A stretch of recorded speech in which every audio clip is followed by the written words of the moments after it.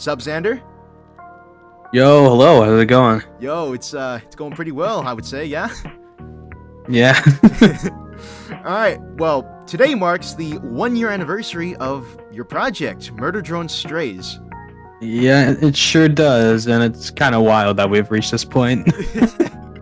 So question 1 I got written down. As evident by a recent audio teaser for the show, there's obviously some references to the canon show Inside Strays. Did you just slap me with that arm? Holy crap, it talks. Kill you? I just saved you, stupid. Holy crap, it talks! What was it like kind of like writing and integrating some of that into the script? Well, it was fun, but I had a certain rule set for it. It had to make sense. It had to fit well with like the scenario, and it had to just kind of fit the characters. With Axel saying, "Holy crap, it talks," that's a direct reference to Uzi saying, "Holy crap, it talks." And that was fun. I felt like it would make sense because both main characters saying that as their first encounter with a disassembly drone in the show, rather, is a good way to connect it. But it's also to show the diversity of the character, where Axel's not an emo crow and Uzi's not this scared mint-colored hair.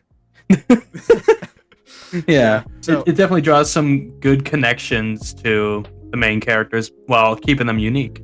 100%, yeah. I think so far from what I've seen, at least, you're doing a good job of not making it seem like fan service, but it's like, oh, like it's like that meme of like the guy pointing, like, oh, I know what that is, you know, like it's very nice. He said it. Is that the thing? Yeah. So yeah, that I imagine that just as a scriptwriter and just, you know, as an actual fan of the show, it's nice just re-referencing some stuff, you know. Oh, absolutely. It's fun. Definitely, because like you can utilize so many quotable moments and give them different context in like fan works. Question 2, I don't really want to ask it, but I mean, let's be honest, it's going to be asked anyway if we don't address it. What's the current like plan for when Strays episode 1 will be released?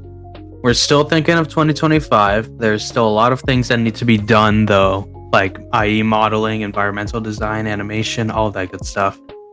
I can understand why people want it. Like it's very ambitious. It's very like, this is a big thing, but people have to realize we're not Glitch and we cannot like pump it out on a like, I don't know, like a 3-month basis almost. Yeah, that is mental for anyone, especially someone who isn't, you Exactly. know, a bigger company. I'm Yeah. I'd probably drive myself crazy. But yeah, it's coming, but it will be slower than, you know, Glitch, because we're not a big freaking studio. We are not being funded by any merch or anything. It's because that's illegal. Stated by Liam himself, and also by, you know, laws. that like, you're cool, but it can't be for monetary value, or it can't be like without credit and all that. So 100%, yeah. there is that one shirt I released, which is like I supported Strays and got this shirt. like That's the meant to shirt. be a joke. That's meant to be a joke and like a little stab at it, but not like full on supported merch. Yeah, So I think the joke's pretty funny, honestly. yeah, So, yeah. it's definitely a classic shirt. So, question number 3 I got. Does Strays, like, appeal to a certain group of the fandom? Like the more lore analysts, the more casual fans, like the shippers? Like, is there a general audience that Ooh. you're aiming for? That is a really good question. That's why I asked it. Yeah. Yeah, exactly. If you're a big horror fan, if you're more into more mature kind of like horror elements, if you're into the lore, if you're into emotional moments, this is going to be the fan project for you. In my opinion, anyway. I'm loving what we have in store, and I'm just excited for what people will think of it. Oh yeah, no doubt. I think it would be a good point to just bring up that Strays is much more horror oriented as opposed to the canon show, which I think will be just a beautiful breath of fresh air. Because the canon show was horrifying, yeah, but it wasn't up until like the second half of the show where the horror aspect was really kicked in. At least from what I know, Strays will be a much more like in your face sort of thing with the horror. Like it's gonna be front and center. So yeah.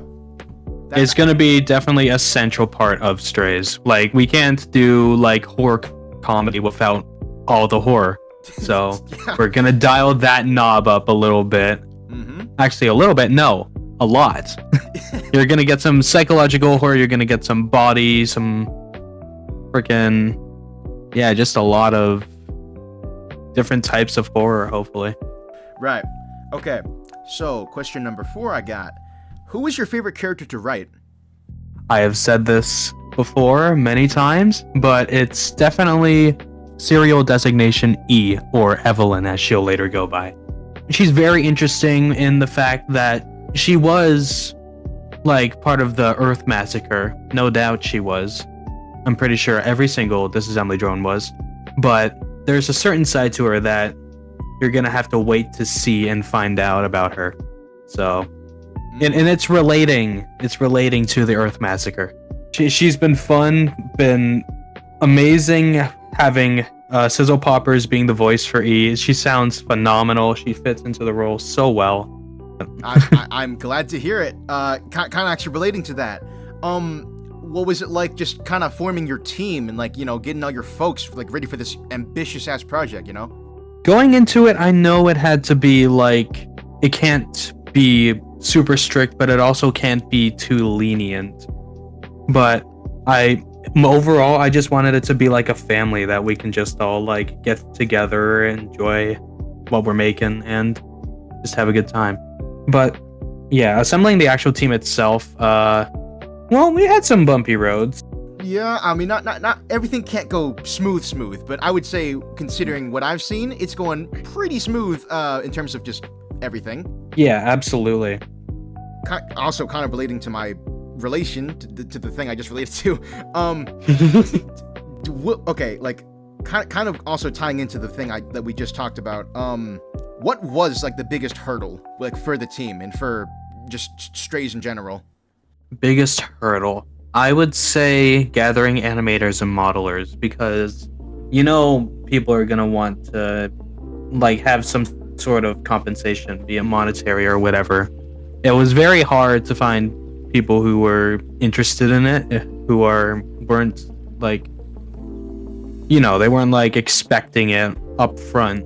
Yeah, they're just in it for fun and trying to actually help the project out as opposed to their own gain. Yeah.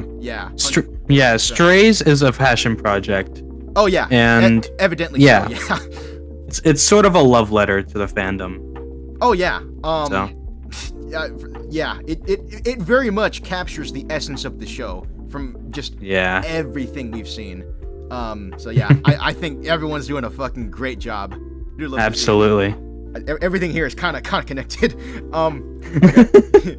So, how did this idea come to your head? Like did you just like think randomly one day, I could maybe do a season 2, quote unquote, or like a spin-off show? Like, how did you like put these ideas into, a reality of sorts? You basically just said exactly what my brain was going through. Okay. It's just like, I should do this, and so I did it. I just wrote out the freaking setting, the characters to start off, and then just kind of skyrocketed from there. Well, that sounds very, very cool, actually. Just having everything come to you all at once. Yeah, that's great. Yeah.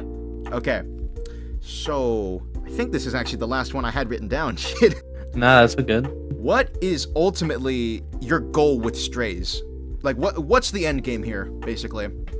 It's just to make a show that honors the original source material and to just give people more of, the show that we all love or hate.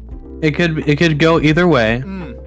Yeah. Because that there's those sides of the fandom where there's just like hella criticism, and then there's just like people praising it. Yeah, there's not much of a middle ground, unfortunately.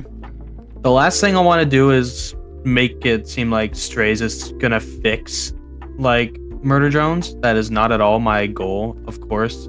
I don't like being and I've been recently being called the savior of the fandom, which doesn't strike me the right way. There's so many other talented creators I just want to make something cool. I don't want to be known as a savior or because like if you come to think about it, all the fan creators are the saviors. Like every one of us. Yeah, I think that's just an issue this fandom has in general.